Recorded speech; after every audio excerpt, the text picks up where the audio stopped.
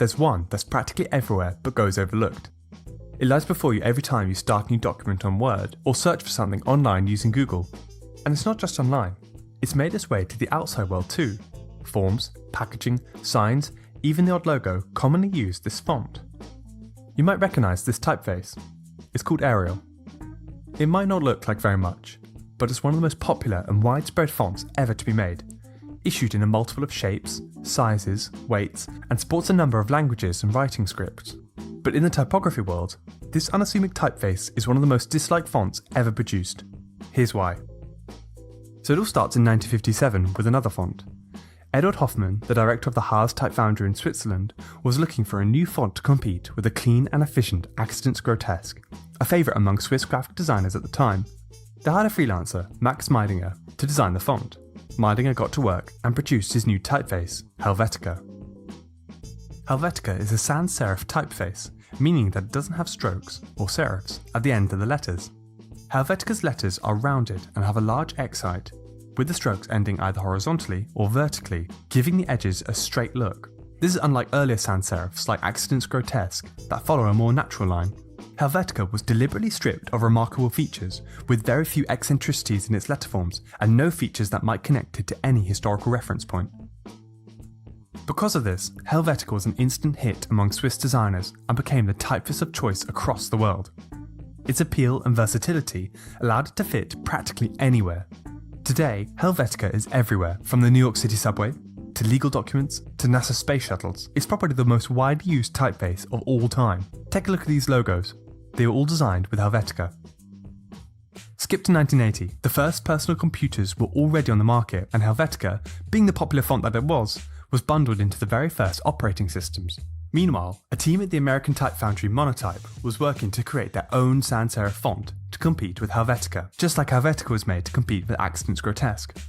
In 1982, they released their new font, Sonoran Sans, later renamed to Arial. The most notable difference between Arial and Helvetica is that Helvetica's letters terminate in straight lines, whereas Arial's letters have diagonal ends.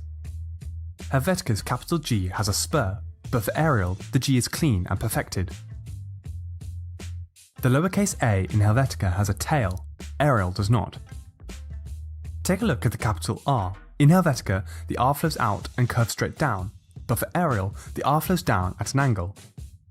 Finally, the T in Helvetica is cut off straight, but for Arial, the top of the T is cut off at an angle. From a distance, they all look remarkably similar. Arial was made to match Helvetica's shape precisely, with identical character widths and spaces throughout. This will make it possible to automatically substitute Helvetica for Arial in documents. Perhaps this is why Microsoft chose to adopt Arial over Helvetica as its default font. The story goes that by the early 90s, Helvetica's popularity made it very expensive to license, and so Microsoft opted for a cheaper lookalike font, Arial. Word documents, internet searches, shopping, signs, logos. Within this time, Arial was, and I guess still is, everywhere. Despite its popularity and usage, Arial has always been disliked. Ever since Microsoft adopted it to avoid costs, Arial has carried a stigma of being an inferior derivation of the cleaner, superior font Helvetica. When compared to Helvetica's straight horizontals and verticals, Arial's use of diagonals adds tension and imbalance to the lettering.